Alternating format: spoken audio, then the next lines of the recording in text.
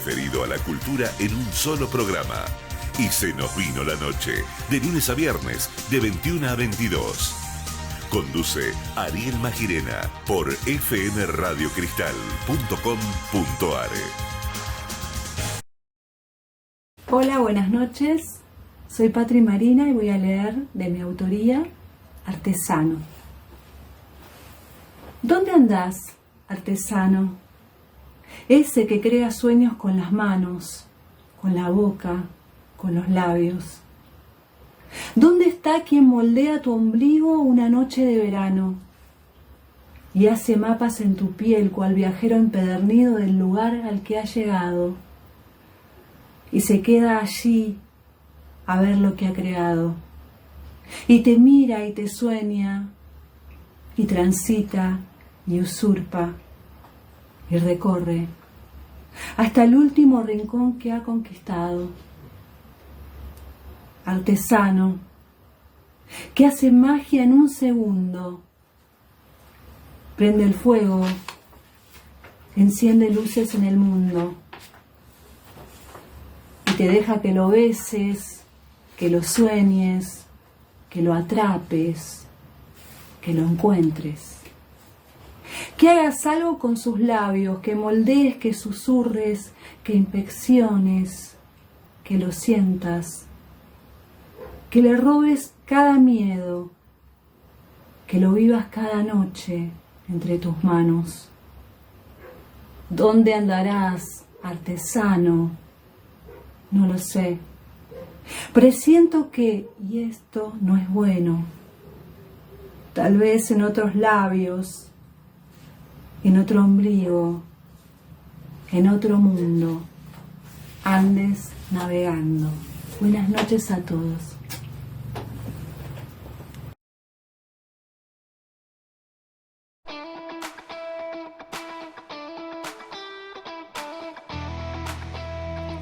Muchas gracias, bienvenidos a Y se nos vino la noche. Y le estaba diciendo gracias a la poeta Patri Marina por haber aceptado esta invitación de compartir con nosotros parte de su obra.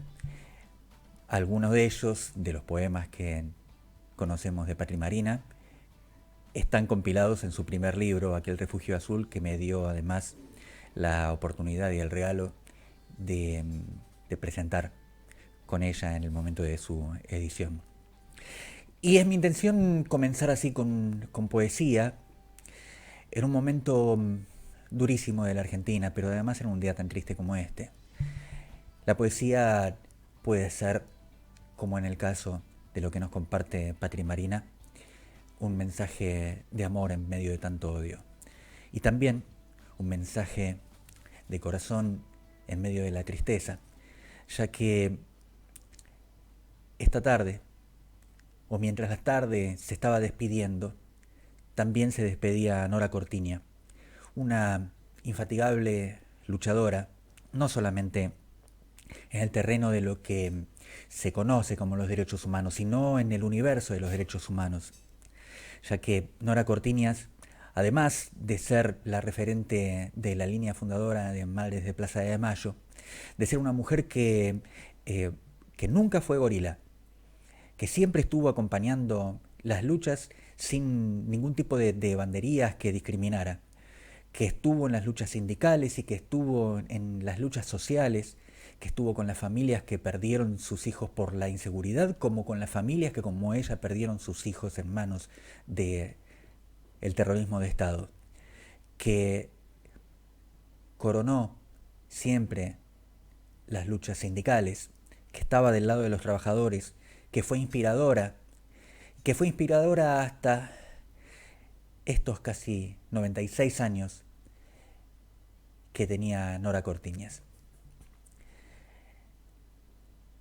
Recordar a Norita también nos inspira a buscar aquellos momentos de contacto. Yo recuerdo particularmente parte de su legado, su influencia sobre el joven periodista que fui. No solamente en el momento en el que la dignidad de aquellas madres luchadoras que habían perdido todo para conseguir datos acerca de dónde están sus hijos, ya que podían asumir que estuvieran muertos, pero ni siquiera les dejaron un lugar a donde ir a despedirse. Y que probablemente, así como uno sabe, tiene una palabra que defina cuando ha perdido a sus padres y se convierte en huérfano, no hay una palabra que defina a la madre que pierde a sus hijos. Tal vez porque nuestra cultura lo considera insoportable. Esa palabra que faltaba, Nora Cortiña la cambió por una prédica y por una lucha, por ponerle el cuerpo a una patria de justicia social, que no solamente quería saber a dónde estaban sus muertos, sino reivindicaba el mundo que seguramente quería a su hijo desaparecido. Más allá del tipo de militancia que tuviera, porque la mayoría de los desaparecidos y de muertos y de presos y de clandestinos y de exiliados de la Argentina fueron víctimas de la ciega de un gobierno que lo que quería era impedir la consumación de un sueño de una patria para todos. Y esto incluye a los que militaban en el trabajo, a los que militaban en la cultura, en los que militaban en el ejemplo e incluso a los que militaban creyendo en que la salida era una solución armada. Probablemente ahí se diera el mayor de los debates. Muchos entendemos que la violencia engendra violencia, y aunque la violencia sea el resultado de otra violencia que comenzó, no debe ser el mecanismo de resolver para una sociedad. Sobre todo porque lo que ha ocurrido después de aquellos años de plomo de la Argentina es que los que llegaron no solamente se ocuparon de repeler una guerrilla que estaba prácticamente desmantelada, sino de impedir una patria que seguía siendo soñada y que habíamos tenido dentro de sus dificultades hasta pocos días antes de que consumaran ese oprobio. Recuerdo a Nora Cortiñas en un momento de lucha de los trabajadores de la televisión pública, cuando la censura y la demolición moral del gobierno de Mauricio Macri atentaba contra nuestros derechos laborales, pero además contra nuestra integridad y contra nuestras convicciones. Me tocó particularmente recibir la censura de aquel gobierno. Después la continuó el siguiente gobierno. Y en una de nuestras manifestaciones, siempre pacíficas, de los trabajadores del noticiero de la televisión pública, Nora Cortiñas estuvo presente. Ya con años encima y con su salud deteriorada, llegando en silla de ruedas o necesitando sentarse para participar de un acto, pero sin rendirse jamás. En ese mismo gobierno, cuando todavía me daban trabajo, aunque se fijaban muy bien qué tipo de trabajo me daban o qué clase de tareas, la dirección del noticiero me envió a hacerle trampas a Nora Cortiñas. No sabían a quién estaban mandando. Seguramente era para contrariarme a mí personalmente. Eran días en los que la Corte Suprema de Justicia había habilitado la ley de 2x1 para los criminales de lesa humanidad. Algo que la sociedad argentina no soportó. De hecho, hubo una gigantesca movilización para repudiarlo y que consiguió efectivamente la marcha atrás a ese dictamen inaceptable. Por esos días había también un encono que tenía el gobierno de Mauricio Macri en contra de la sociedad venezolana y su proceso democrático. Y quería emparentar de alguna manera los crímenes de lesa humanidad de la dictadura argentina con presuntas violaciones a derechos humanos en Venezuela. Recuerdo que para la movilización en contra del 2x1 hubo una disputa. Hubo organismos de derechos humanos que propusieron hacer esa marcha, cada manifestante portando en su cabeza el pañuelo blanco de las madres. En ese momento, Ebe Bonafini lo rechazó absolutamente. Muy hábil, muy inteligente, Bonafini entendió que se buscaba degradar el símbolo. Si cualquiera lo puede tener, entonces las madres que lo portaban no eran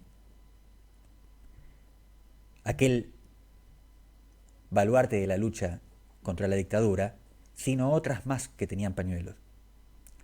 Por esa cuestión simbólica que entendía muy bien Ebe Bonafini, rechazó esa propuesta. Nora Cortiñas, también madre, también portadora legítima de ese símbolo, que luego la Agenda 2030 se encargó de difuminar, de degradar, mezclándolo con decenas, centenas de pañuelos de distintos colores, así, exactamente como los de ella, cuando podían haber elegido brazaletes, chalecos amarillos, lo que fuera, distintivos, botones. Nora Cortiñas entendió el valor simbólico del pañuelo también y no se lo quiso quitar a la manifestación. Hizo una propuesta alternativa de que se llevara el pañuelo en las manos y las madres solo llevarían serían las únicas que llevaran el pañuelo blanco en sus cabezas. La idea de la conducción del noticiero de la televisión pública era que yo generara entre Nora Cortiñas y Ebe Bonafini una disputa de declaraciones. ¿Qué piensa usted? ¿Por qué Ebe Bonafini niega el pañuelo y usted que... como para ver de qué manera pudieran colisionar? En esta trampa naturalmente no iban a caer. Ninguna de las dos cayó. Pero me ordenaban esa pregunta. Y otra que tenía que ver con los derechos humanos o la violación de derechos humanos en Venezuela. Lo cierto es que cuando llegué a la casa de Nora Cortiñas, porque mi trabajo no es obedecer la orden de hacer una pregunta maliciosa. El trabajo de un periodista es indagar, es hacer interrogantes, es dar el contexto, es ofrecer la verdad con profundidad y con responsabilidad. Yo le conté a Nora Cortiñas la trampa que pretendían, para darle la posibilidad, porque no iba a ser el que la sorprendiera con esas preguntas. Le dije, porque también tenía derecho a hablar si ella lo quería hacer. La conducción del noticiero me manda que te haga estas preguntas. ¿Vos qué pensás? Y ella me dijo, no, este es el momento de hablar del abuso de la Corte Suprema, ampliando el derecho del 2x1 a los criminales de lesa humanidad. No nos vayamos de ese tema. Naturalmente, tuvimos una entrevista. Ella fue muy cálida con nosotros, nos hizo hacer unos cafés, Tuvimos un diálogo inteligente, sentido, elocuente.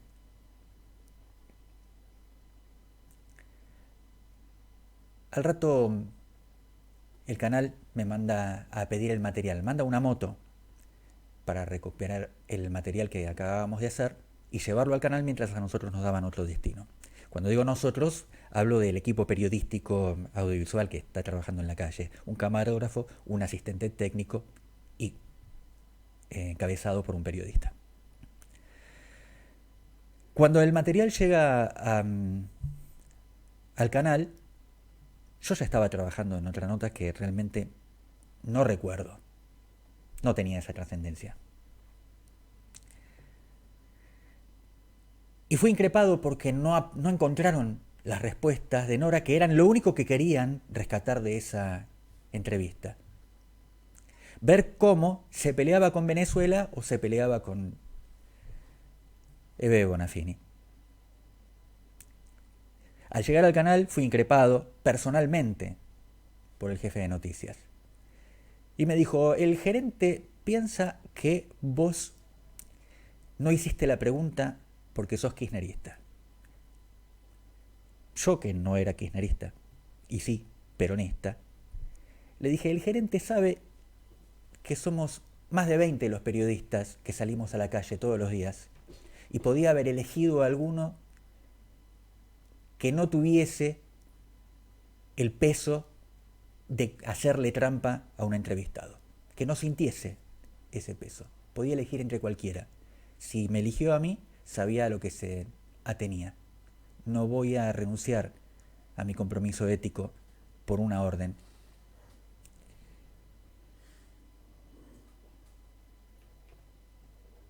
Fue tiempo después cuando Nora nos vino a visitar al canal. Y tuve la ocasión de contarle qué era lo que había ocurrido con aquella nota que finalmente fue publicada, pero no en el turno que me había encargado la entrevista, sino otro cuyo jefe de turno fue enterado por mí. Existe este material que puede publicarse. Si no era la trampa, a uno no le interesaba. Al otro le pareció que sí. Y así, pese a estar en el macrismo, el periodismo triunfó dentro del noticiero y aunque tarde, horas tarde, se comprometió con un aspecto de la realidad, donde naturalmente nos encontramos, con las dos, con Norita y con Eve. En esa tarde, Nora fue recibida con mucho amor, abrazada por todos. Todos quisimos darle un beso.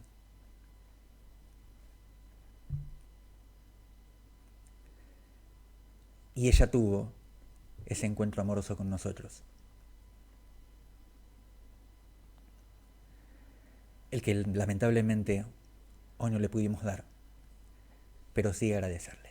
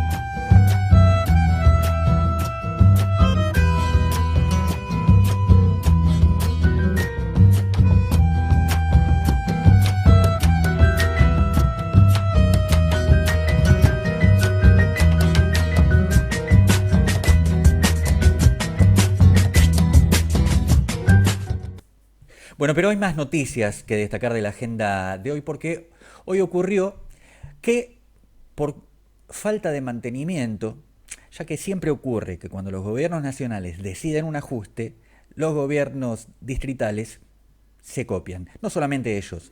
Del mismo modo que cuando Milei ejecuta la reducción de personal dentro del Estado, sea esto en las empresas del Estado como en la administración pública, la actividad privada entiende el ajuste, además también es víctima del ajuste y decide ajustar con lo que ellos mismos pueden. Por eso se da este hecho maldito de que en estos pocos meses de gobierno de Javier Milei ya haya casi 500.000 de cuentas sueldos cerradas. Y eso es una data muy grave acerca del desempleo en la Argentina. La cuestión es que, en este caso, cuando decimos que hubo ajuste en un hospital, se trata del Hospital Durán. El hospital depende del gobierno de la ciudad de Buenos Aires. Fue cerrada la sección completa de terapia intensiva. Los pacientes en estado de gravedad fueron trasladados a terapia intermedia, donde prácticamente saturaron el sector. Lo que se afectó es el sistema de extracción de aire, con lo que no solamente el ambiente se sofoca, sino que puede ser cultivo de enfermedades intrahospitalarias. Hay que sacar urgente a los pacientes de ahí. Me pregunto cuáles son las prioridades del jefe de gobierno de la ciudad cuando deja sin mantenimiento de los hospitales que debería administrar. La noticia la dieron a conocer los trabajadores del hospital a través de su asociación ATE, Asociación de Trabajadores del Estado. Y delata la poca importancia que le están dando a la salud, tanto la nación como la ciudad.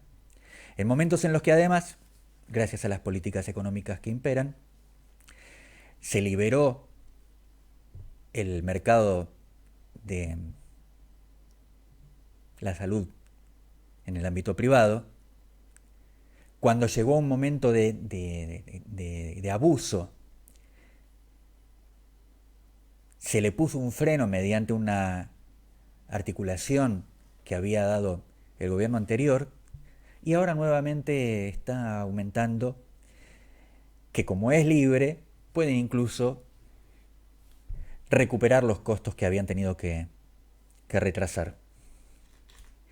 Por otra parte, otra de las informaciones importantes del día tiene que ver con el análisis de una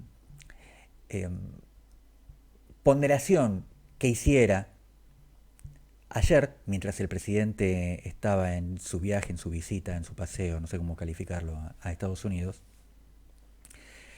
que tiene íntima relación con algunos de los anuncios económicos, con los prometidos en la campaña y con los ejecutados. Sobre todo porque en la campaña él prometía una dolarización y luego, aunque fue moderándolo, siempre se refirió a la posibilidad de tener suficiente respaldo en el Banco Central como para levantar el cepo cambiario. Ya hemos hablado aquí varias veces acerca del mecanismo que implementó para lograr ese llamado superávit y que implica la asunción de nuevas deudas. Esta vez, además, el despropósito de agregar deuda en divisas a las deudas contraídas en pesos. Concretamente, los encajes bancarios, los documentos que se les daba a los bancos para hacer retiro de emisión, para reutilizar y no tener que hacer nueva emisión. Esa deuda en pesos había superado durante el gobierno de los Fernández los 23 billones de pesos. Ahora no es que no exista esa deuda con los bancos. Esa es una deuda que es una deuda nueva, no se le paga a los bancos en pesos, se le paga con nueva deuda que asume el Tesoro Nacional. Como les decía en los últimos días, a la espera de la próxima crisis de deuda. El Fondo Monetario Internacional hace una interpretación sobre lo que significará para la Argentina la disputa de monedas. Lo que alguna vez Domingo Cavallo habló como reemplazo del sistema de convertibilidad, él habló de canasta de monedas, y lo que dice Milei acerca de la libre circulación de divisas en la Argentina.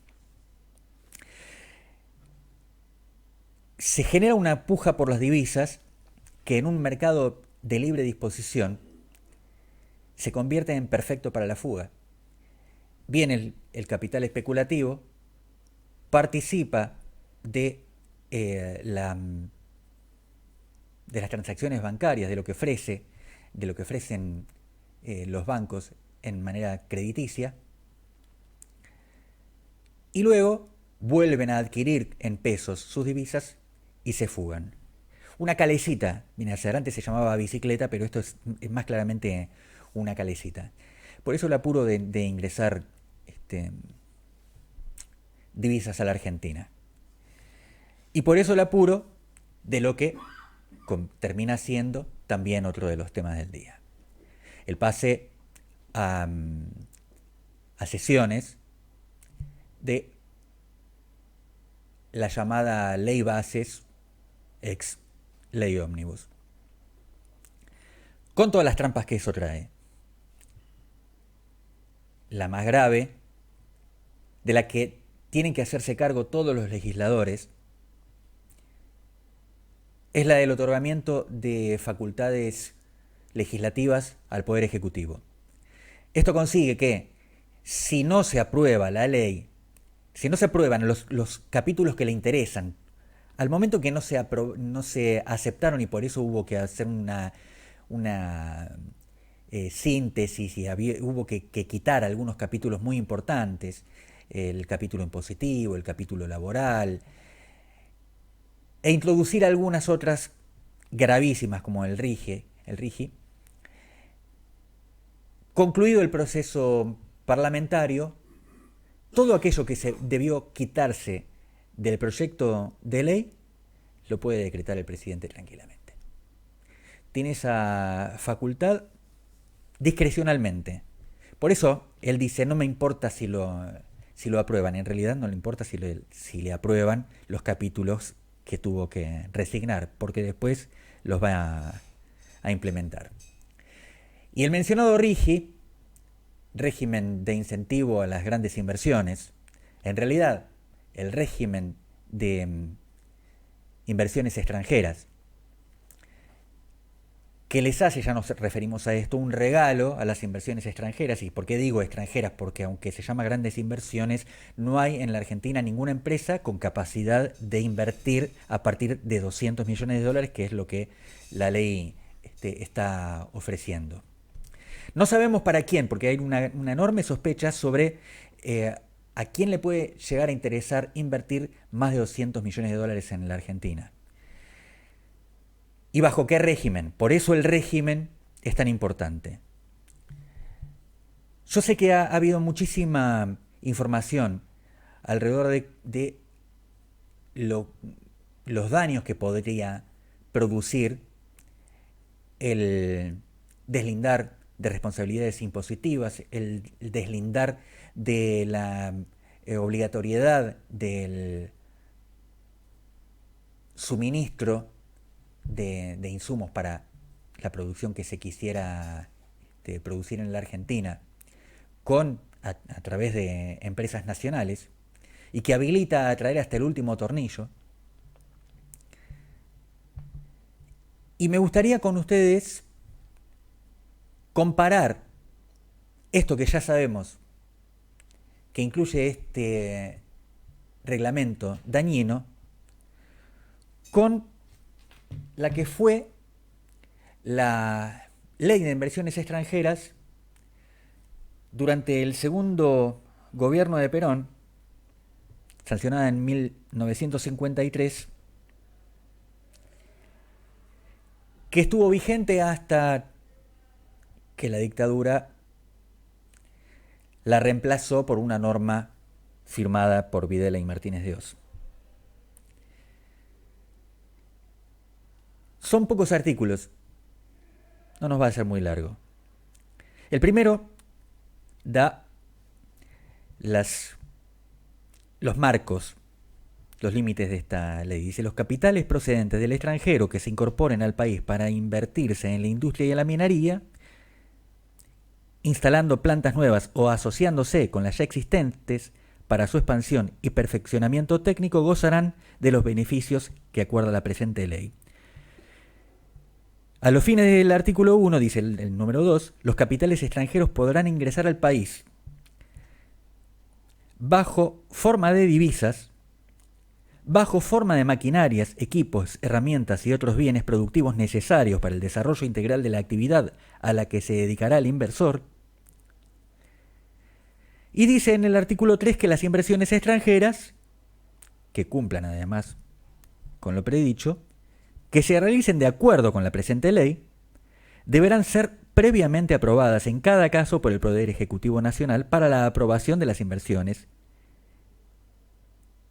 Necesariamente se tendrá en cuenta, inciso A, que la actividad a lo que se destine la inversión contribuya a la realización del desarrollo económico previsto en los planes del gobierno, traduciéndose directa o indirectamente en la obtención o economía de divisas. B. Que en los casos de capitales que se incorporen bajo la forma de bienes físicos, estos comprendan todas las máquinas, equipos, herramientas y otros elementos concurrentes para asegurar la instalación total de la planta y además un volumen adecuado de materias primas y repuestos como para asegurar un normal funcionamiento por el periodo de tiempo que en cada caso se considere. Esto de acuerdo con el contrato que se haga.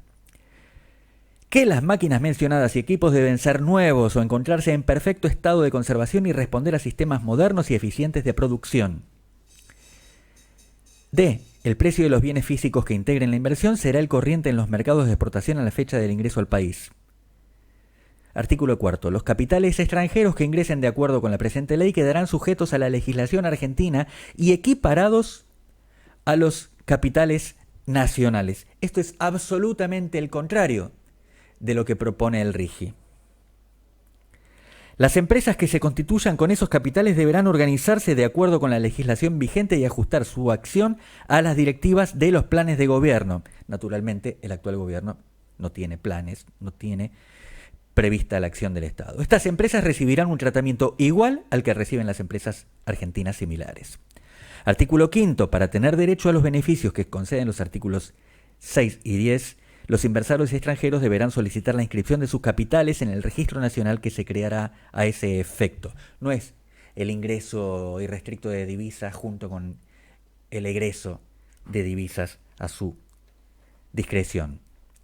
A partir de los 2 años de la fecha en que la inversión extranjera haya sido inscripta en el registro mencionado en el artículo 5, el inversor tendrá derecho a transferir al país de origen utilidades líquidas y realizadas provenientes de la misma inversión hasta el 8% sobre el capital registrado que permanezca en el país, siempre en esa proporción en cada ejercicio anual.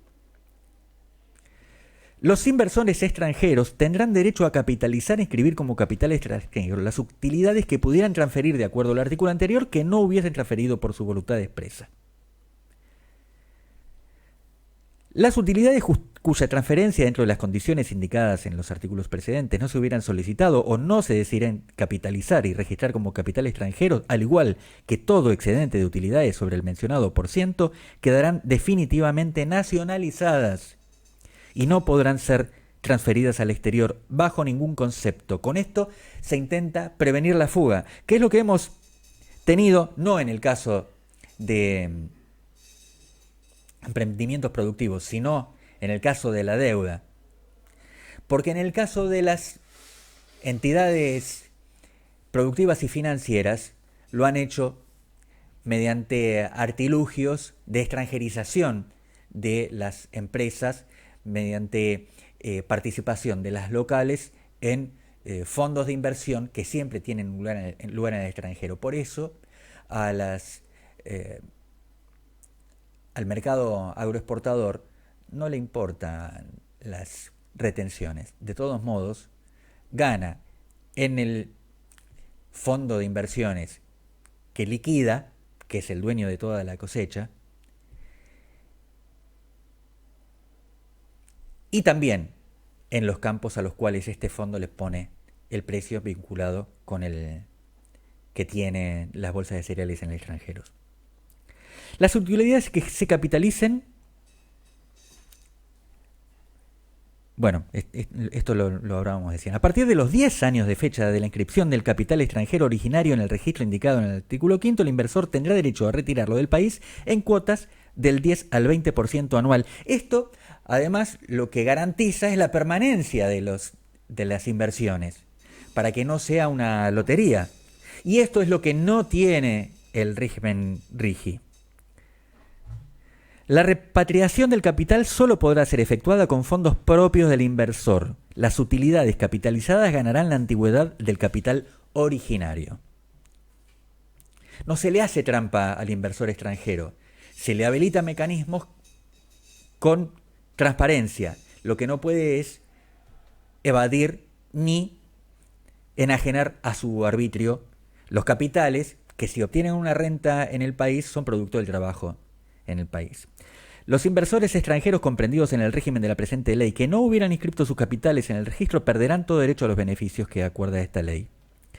Autorizar el ingreso al país de cada inversión. Al autorizar el ingreso al país de cada inversión, el Poder Ejecutivo Nacional podrá eximir total o parcialmente del pago de los derechos de aduana a los bienes físicos que se incorporen al país, a ese efecto, y declarar de interés nacional la nueva actividad que se incorpore al país y aplicar en su favor las medidas de fomento y defensa previstas en la Ley 13.892 y sus decretos de promulgación, que son del año 1944, de defensa y de fomento de la industria. Lo contrario de esta ley, que buscaba incorporar no solamente las inversiones, sino la experiencia y la participación de la industria argentina en esas experiencias, para poder emularla, para poder capitalizarla. Tengan en cuenta que el retiro de utilidades decía hasta el 8% a partir de los 2 años hasta los 10, y luego en un ascenso que llevaba a una oscilación entre el 10 y el 20%, siempre con el permiso, para que la Argentina no fuera un lugar de especulación. La diferencia entre una economía productiva y una economía especulativa es precisamente eso. La Argentina, en el régimen RIGI, está renunciando al trabajo argentino. ¿Saben qué significa que las empresas que inviertan en el país puedan traer hasta el último insumo, hasta el último tornillo? Y esto en algunos casos ya funciona, Es el modelo del contrato, por ejemplo, de la automotriz Toyota, el que el expresidente Alberto Fernández celebró cuando le avisaron los japoneses que iban a hacer una inversión de $3.000 millones para lanzar una nueva línea de producción en nuestro país. Gracias a la legislación heredada de la dictadura y a las reformas de los 90, e incluso otras reformas introducidas durante el gobierno de Mauricio Macri y durante esa presidencia virtual que tuvo Sergio Massa, le permiten a la empresa Toyota hacer aparecer como inversión todo lo que traen de Japón para producir, como si aquí no se pudiera fabricar una máquina. Ya la Argentina está en condiciones de eso. Ellos traen su propia matricería y hasta sus propios tornos, una máquina más fácil de hacer imposible. Y después hasta el último plástico y hasta el último tornillo. Y lo único que hacen aquí es ensamblar con mano de obra barata un producto que cuando se exporta desde la Argentina además le da utilidades en divisas a la empresa y se lleva sin ningún tipo de restricción. Vienen mentidos 3.000 millones de dólares, que en realidad son los insumos para producir esos autos. Gracias a esa inversión se pueden llevar lo que quieran y en el momento que envían sus utilidades tienen el derecho de pedirle al Estado que les suministre las divisas que necesitan para mandar a su casa matriz. Hubo un breve interregno durante la administración de Néstor y de Cristina Kirchner, en que había un límite para esa remisión de utilidades. Hubo casi 10 años, o 12, en los cuales las empresas extranjeras tenían que dejar parte de sus utilidades en la Argentina, aunque no estaban inhibidas de llevarlas. Podían, por ejemplo, emitir su propia deuda para financiarse y hacerlo, hacer sus propios empréstitos en base al patrimonio que efectivamente era suyo, pero que estaban en guarda de la Argentina. Por criterios como los que acabamos de leer.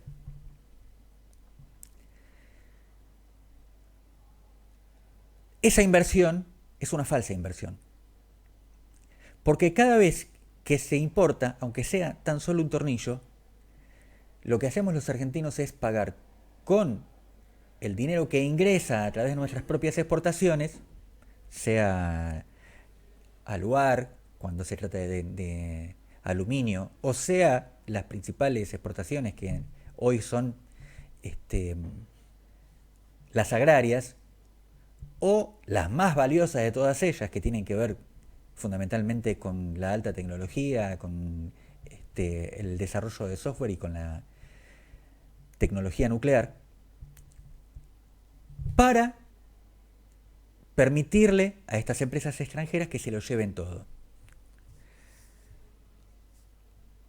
Ayer Daniel Martín, nuestro operador, me convidaba un audio que es un recuerdo del expresidente Alberto Fernández diciendo que la crisis de la Argentina era una crisis de crecimiento, que crecíamos tanto que teníamos mucha necesidad de dólares para importar lo que necesitaba la industria para seguir creciendo. En realidad, lo que necesitaba era darle, porque en la ley estaba establecido, esta ley que es trampa y que rige desde la dictadura, la posibilidad de la fuga a los fondos de inversión y a las falsas inversiones de las empresas parásitas que trabajan en la Argentina. Y por eso doy el ejemplo de Toyota.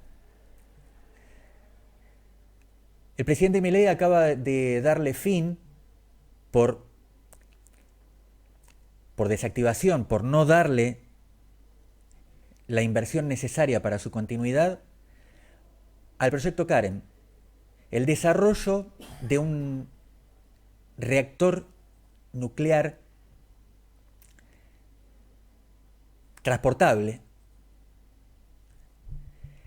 que implica hoy la máxima tecnología del mundo.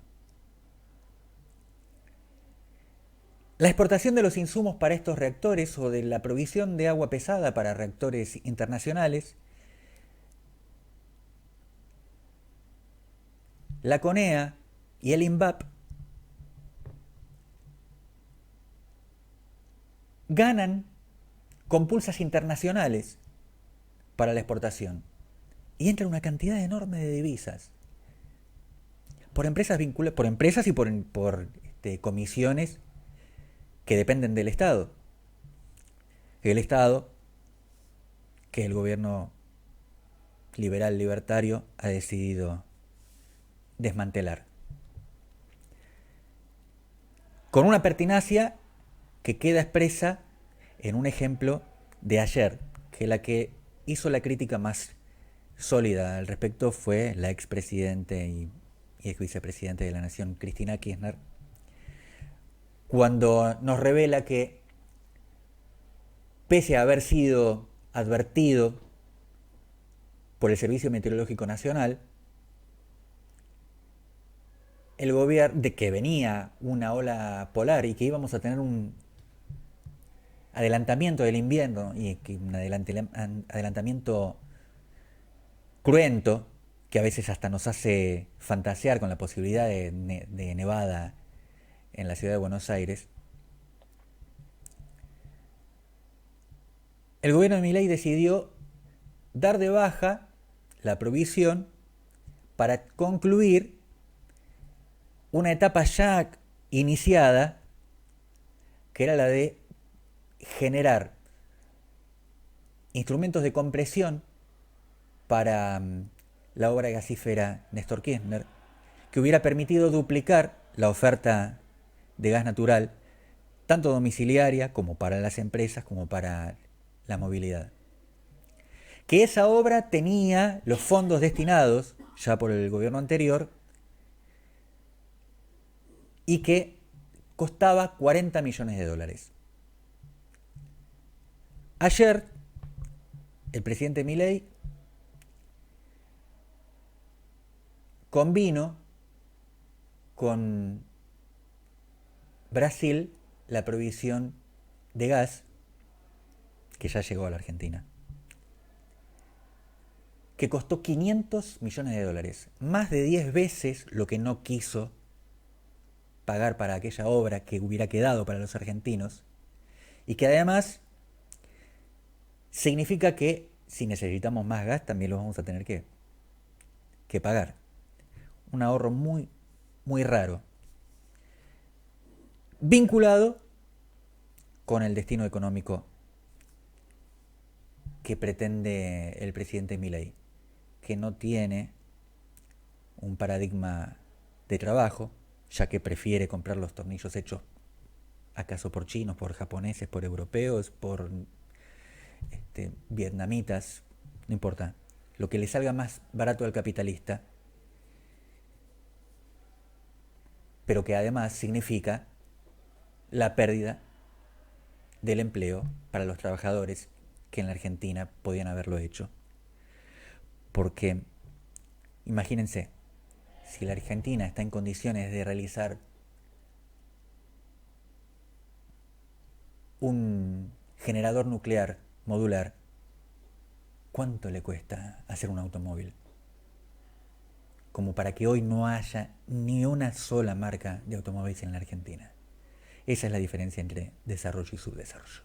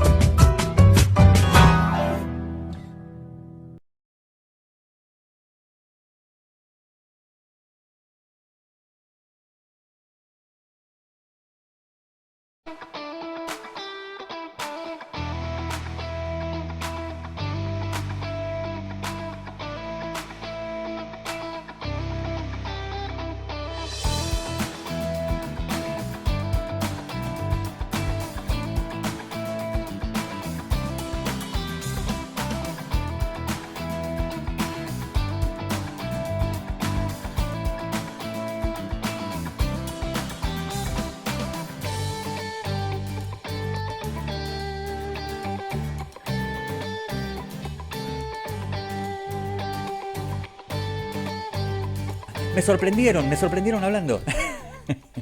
Sí, porque así como me paso el tiempo hablando, cuando mandamos una tandita, me pongo a hablar con Daniel. No tengo perdón.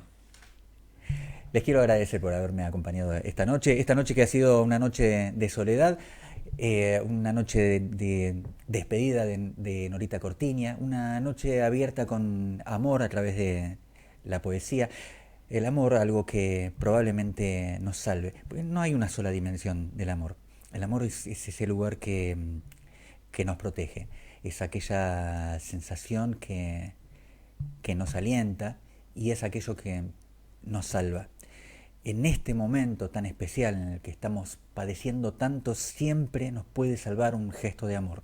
Y cuando es una vida de amor como la que dio, incluso hasta el último aliento, Norita Cortiña es un ejemplo. Queremos más, queremos que nos vinculemos más los argentinos. Estamos bastante enojados, muy enojados como para seguir con esta disputa de furias. Tenemos un gobierno cargado de malas vibraciones, carente de corazón, como para que nosotros también nos estemos endilgando estas cosas unos a los otros. Necesitamos encontrar aquellos que nos una y nos haga saber, individualizar cuál es nuestro destino, que nos permita soñar de nuevo y sobre todo vivir cotidianamente, llegar a fin de mes, no morirse antes, no suicidarse porque no se sabe qué es lo que le van a dar de comer a sus hijos en el día siguiente. Necesitamos que el amor cunda y llegue a nuestra clase dirigente, no solamente al gobierno, sino a los que deberían en este momento estar exigiéndole en virtud de ese mandato que le han dado las urnas y que es el de gobernar y deliberar como representantes nuestros. Si no es así, nuestro pueblo, no solamente acostumbrado a sufrir, sino también a resistir, decidirá por amor propio qué es lo que hará. Nos encontramos mañana. Mañana tenemos una linda noche con Samantha Masque como invitada y crónicas del conurbano. Esperemos que ya no en soledad hagamos una linda noche juntos. Hasta mañana. Espera. No me quiero olvidar de Martín Quinteros y Soundfly. Una noche especial para escuchar música, que también salva.